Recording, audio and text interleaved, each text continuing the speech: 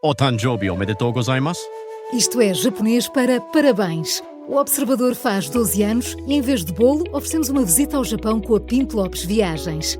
Assine por apenas 39,90€ e habilite-se a ganhar. 12 anos a escrutinar o poder, 12 mil quilómetros para celebrar. Assine hoje em observador.pt. Arigatou. Horas.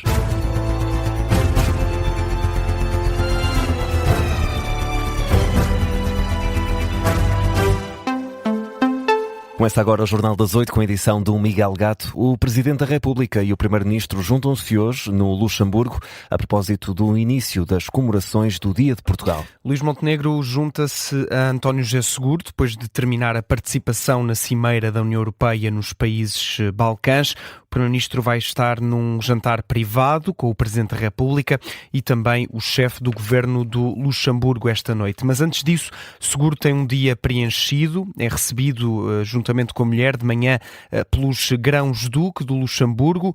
As tradicionais honras militares são seguidas de um almoço.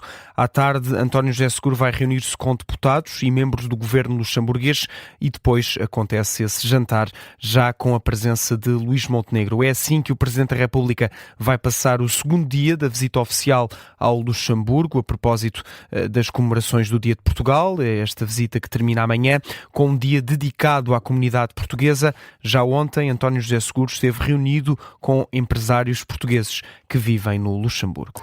E Miguel, a autarquia de Leiria deixa um aviso ao Governo. Vai ser difícil cumprir os prazos estabelecidos pelo Executivo para a limpeza de todos os terrenos, isto face ao agravamento do risco de incêndios rurais. O Governo criou em abril o Comando Integrado de Prevenção e Operações, uma estrutura que reforça a capacidade de resposta do Estado para a limpeza dos terrenos, à medida que se aproxima o verão e essa altura do risco, onde aumenta o risco de incêndios rurais. Ora, este órgão foi apresentado precisamente em Leiria, a região com o maior número de sinalizações de terrenos a serem limpos, muito por causa da passagem da Depressão Christine. O Governo quer os terrenos limpos integralmente até o final do mês, mas em declarações à Rádio Observador, Luís Lopes, vereador com o pelour da Proteção Civil em Leiria, explica que é impossível cumprir esse prazo e explica o porquê há falta de recursos para o fazer. Esta operação, que por si já seria complexa só pela dimensão da área, também a forma como a nossa floresta está neste momento condiciona muito a capacidade de intervenção dos proprietários. Portanto, não temos os recursos suficientes. Seria praticamente impossível num país com a nossa dimensão ter esta quantidade de recursos necessária para toda a área que estamos a falar, não só o Conselho de Leiria, mas ainda assim estamos a tentar mobilizar o máximo de recursos, definindo prioridades, começar por proteger as pessoas e o edificado e depois iremos sim continuar a trabalhar na floresta para proteger aquela que ainda nos sobra, que ainda é alguma, felizmente, e temos que olhar precisamente para o potencial que ela tem de se renovar e regenerar nos próximos anos, mas para isso precisamos de conseguir retirar a madeira que está caída. O vereador de Leiria, Luís Lopes, confirma à Rádio Observador que já foram limpos muitos hectares de propriedades, de terras que foram afetadas pela passagem da Depressão Christine por parte das juntas de freguesia e autarquias, mas também confirma que há muito trabalho a fazer, ainda cerca de 10 mil hectares de madeira que estão madeira caída na região. Estas palavras de Luís Lopes surgem depois de ontem o Ministro da Administração Interna ter assumido que teme a época de incêndios este verão, sobretudo na zona de Leiria. Ora, a autarquia partilha dessa preocupação. Que requer a colaboração de toda a gente, não só na retirada da madeira, mas também, principalmente durante este ano. Quando digo este ano, esta campanha de incêndios, que todos estejam muito atentos, que evitem comportamentos de risco, que nos ajudem a ser também vigilantes e protetores do território, porque efetivamente todo o Conselho tem imensos danos na floresta. A floresta que temos neste momento é algo completamente atípico e que ou há o entendimento que efetivamente há a necessidade de mobilização da comunidade como um todo para proteger o seu próprio território e que, por mais recursos que tenhamos, seja nós câmaras municipais ou outras, será extremamente difícil, havendo incêndios, e principalmente incêndios de grande dimensão, sermos tão eficientes como temos sido no passado.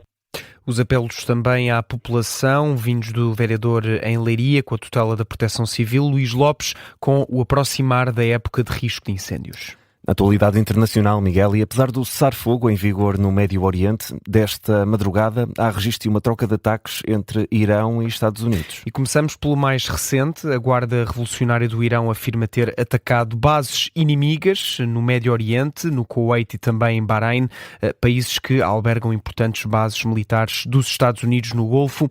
Kuwait e Bahrein que emitiram esta madrugada alertas de ataque aéreo, sendo que no caso do Kuwait o exército anunciou que abateu uma vaga de ataques com mísseis e drones vindos do Irão. O exército dos Estados Unidos avança na rede social X que o Irão disparou 7 mísseis contra estes dois países, mas garante que 6 foram interceptados e o último falhou o alvo. As Forças Armadas norte-americanas acrescentam ainda que não foram registados feridos entre os soldados norte-americanos destacados na região. Também esta madrugada, o exército norte-americano anunciou ter atingido várias estações de vigilância costeira do Irão. A informação foi avançada pelo Comando Central norte-americano através de uma publicação também na rede social X. E perante este cenário de incerteza e face às negociações de paz no Médio Oriente, Donald Trump garante que os Estados Unidos vão sair por cima. O presidente norte-americano volta a dizer que está para muito breve a saída dos Estados Unidos do Médio Oriente. As pessoas estão realmente de bom humor porque estamos num ponto em que vamos sair do Irão muito rapidamente e vai ser de uma forma ou de outra, seja com um pedaço de papel ou da forma mais bruta. E a forma mais bruta pode ser a forma mais fácil, mas vamos sair e o preço dos fertilizantes vão descer muito e voltar ao que foram há 4 meses. O preço dos fertilizantes está a descer, a energia está a descer, o óleo e o gás estão a descer muito. Donald Trump em declarações ontem na Casa Branca sobre a situação que se vive no Médio Oriente. E vamos ao futebol. Em preparação para o Mundial 2026, a Seleção Nacional de Futebol precisamente joga hoje, Miguel. É o primeiro de 2 jogos de preparação. Defronta esta tarde o Chile, no estádio do Jamor. Já esse segundo jogo é no dia 10, dia de Portugal, frente à seleção nigeriana. Ora, na antevisão feita ontem, Roberto Martínez, o selecionador nacional, realçou que a prioridade da partida de hoje não é a vitória. O foco amanhã para nós não é ganhar contra o Chile. O foco é melhorar como equipa e depois a consequência é tentar ganhar, porque estar a vestir a camisola de Portugal é para tentar ganhar o jogo, mas não é a prioridade, não é fazer tudo para ganhar o jogo, o contrário, é fazer tudo para melhorar a equipa ao nível individual. Vamos utilizar as 11 substituições para gerir os minutos que os nossos jogadores precisam. Roberto Martínez, que ainda não tem todos os jogadores do plantel disponíveis, não conta com Vitinha, João Neves, Nuno Mendes e Gonçalo Ramos, por causa da partida da final da Liga dos Campeões, e também não conta com Mateus Nunes por lesão. Portugal-Chile, que arranca às 6h45 desta tarde, é um jogo que conta com relato e análise aqui na Rádio Observador. Vamos fechar, Miguel, com a Seleção Nacional Feminina, que venceu a Letónia por 5-0. Jogo que aconteceu ontem no estádio do Estoril Praia, uma partida a contar para a qualificação do Mundial de Futebol Feminino de 2027, para o ano, realiza-se no Brasil. Ora, golos só na segunda parte, e foram muitos. Kika Nazaré Bizot, também marcaram Carolina Santiago, Ana Capeta e Dolores Silva.